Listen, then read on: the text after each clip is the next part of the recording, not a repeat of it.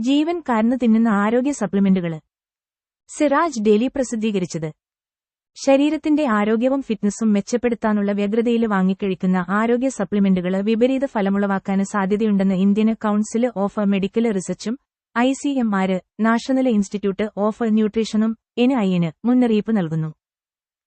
കേരളത്തിന്റെ വിപണി കൈയടക്കിയ ഉത്പന്നങ്ങളാണ് ആരോഗ്യ ഡയറ്ററി സപ്ലിമെന്റുകള്.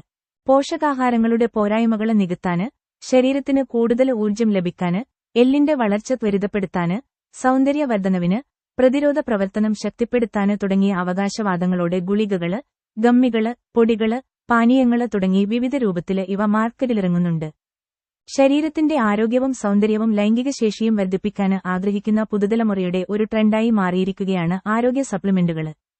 കോവിഡിന്റെ വരവോടെ പ്രത്യേകിച്ചും കോവിഡിനെ തുടർന്ന് നഷ്ടമായ പ്രതിരോധശേഷി വീണ്ടെടുക്കാന് ഇത്തരം ഉത്പന്നങ്ങള് സഹായകമെന്നാണ് വിശ്വസിക്കപ്പെടുന്നത്. രോഗത്തിന് മരുന്നുകൾക്ക് പുറമെ ആരോഗ്യ സപ്ലിമെന്റുകള് കുറിച്ചു കൊടുക്കുന്ന ഡോക്ടർമാരുമുണ്ട് ഇപ്പോള്. എന്നാല് വളരെ ശ്രദ്ധിച്ചും ആവശ്യകത കൃത്യമായി മനസ്സിലാക്കിയും ഡോക്ടർമാരുടെ നിർദ്ദേശപ്രകാരവുമായിരിക്കണം ആരോഗ്യ സപ്ലിമെന്റുകള് ഉപയോഗിക്കേണ്ടതെന്നാണ് ആരോഗ്യ വിദഗ്ധരുടെ പക്ഷം.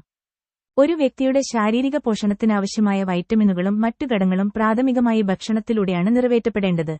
പയറുത്പന്നങ്ങള്, പച്ചക്കറികള്, പഴവർഗ്ഗങ്ങള്, മുട്ട തുടങ്ങി പ്രോട്ടീനുകളാല് സമ്പുഷ്ടമായ ഭക്ഷണങ്ങള് കഴിക്കുന്നവർക്ക് അവരുടെ ശരീരത്തിനാവശ്യമായ പോഷക ഘടകങ്ങള് ഭക്ഷണത്തിൽ നിന്ന് തന്നെ ലഭിക്കുന്നുണ്ട്. സമീകൃത ആഹാരങ്ങള് കഴിക്കുന്നവർക്ക് ആരോഗ്യ സപ്ലിമെന്റുകൾ ആവശ്യമില്ല. രോഗബാധിതര്, ഗർഭധാരണ വേള, പ്രസവാനന്തര കാലഘട്ടം തുടങ്ങി ശരീരത്തിലെ പോഷക ഘടകങ്ങളില് അസന്തുലിതാവസ്ഥ അനുഭവപ്പെടുന്ന സമയങ്ങളില് മാത്രമേ സപ്ലിമെന്റുകൾ ഉപയോഗിക്കേണ്ടതുള്ളൂ.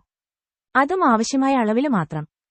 ശരീരത്തിന്റെ ആരോഗ്യവും ഫിറ്റ്നസും മെച്ചപ്പെടുത്താനുള്ള വ്യഗ്രതയിൽ വാങ്ങിക്കഴിക്കുന്ന ആരോഗ്യ സപ്ലിമെന്റുകള് വിപരീത ഫലമുളവാക്കാൻ സാധ്യതയുണ്ടെന്ന് ഇന്ത്യൻ കൌൺസിൽ ഓഫ് മെഡിക്കൽ റിസർച്ചും ICMR നാഷണൽ ഇൻസ്റ്റിറ്റ്യൂട്ട് ഓഫ് ന്യൂട്രീഷനും NIN മുന്നറിയിപ്പ് നൽകുന്നു.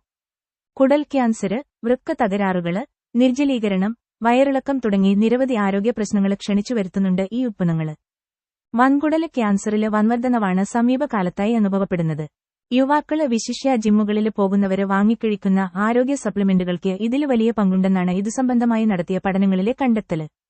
ജിമ്മുകളില് പോകുന്നവരില് നല്ലൊരു വിഭാഗവും പേശീബലം വർദ്ധിപ്പിക്കാനായി വിവിധ ആരോഗ്യ സപ്ലിമെന്റുകൾ ഉപയോഗിക്കുന്നവരാണ്.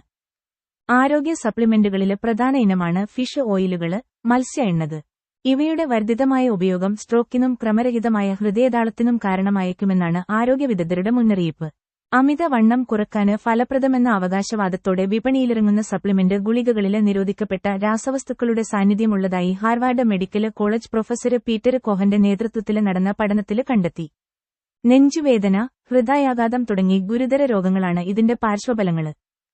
ആരോഗ്യ വിദഗ്ധരുടെ ഉപദേശം തേടാതെ അനിയന്ത്രിതമായി സപ്ലിമെന്റുകൾ കഴിക്കുന്നത് യുവജനങ്ങൾക്കിടയിൽ ഒരു ശീലമായി മാറിക്കഴിഞ്ഞ സാഹചര്യത്തില് അവയുടെ നിർമ്മാണവും വിലയും നിയന്ത്രിക്കുന്ന തരത്തില് നയങ്ങളില് മാറ്റം വരുത്തണമെന്ന് കേന്ദ്ര സർക്കാരിനോട് ആവശ്യപ്പെട്ടിരിക്കുകയാണ് ഇതു സംബന്ധിച്ച് പഠിക്കാൻ കേന്ദ്രം നിയോഗിച്ച വിദഗ്ധ സമിതി. നിലവില് food safety and standard authority of ഇന്ത്യയുടെ FSSAI പരിധിയിലാണ് ആരോഗ്യ സപ്ലിമെന്റുകൾ വരുന്നത്. ഉത്പാദനത്തിന് ലൈസൻസ് നൽകുന്നതിനു മുമ്പ് സൂക്ഷ്മ പരിശോധന ഉറപ്പാക്കാനോ തെറ്റായ അവകാശവാദങ്ങൾ ഉന്നയിക്കുന്നവർക്ക് പിഴ ചുമത്താനോ FSSAIക്ക് അധികാരമില്ല. ഇതിന് പരിഹാരമായി ഇത്തരം ഉത്പന്നങ്ങളെ സെൻട്രൽ ഡ്രഗ് സ്റ്റാൻഡേർഡ്സ് കൺട്രോൾ ഓർഗനൈസേഷന്റെ CDSCO പരിധിയിൽ കൊണ്ടുവരണമെന്നാണ് മുൻ ആരോഗ്യ സെക്രട്ടറി അപൂർവ ചന്ദ്രയുടെ നേതൃത്വത്തിലുള്ള വിദഗ്ധ സമിതിയുടെ നിർദ്ദേശം. ഇതുവഴി ഉത്പാദനത്തിന് ലൈസൻസ് നൽകുന്നതിനു മുമ്പ് അവയിൽ സൂക്ഷ്മ പരിശോധന നടത്താനാകും. നാഷണൽ ഫാർമസ്യൂട്ടിക്കൽ പ്രൈസിംഗ് അതോറിറ്റിക്കാണ് NPPA മരുന്നുകളുടെ വില നിയന്ത്രിക്കാനും മിതമായ നിരക്കിൽ അവയുടെ ലഭ്യത ഉറപ്പുവരുത്താനും അവകാശം.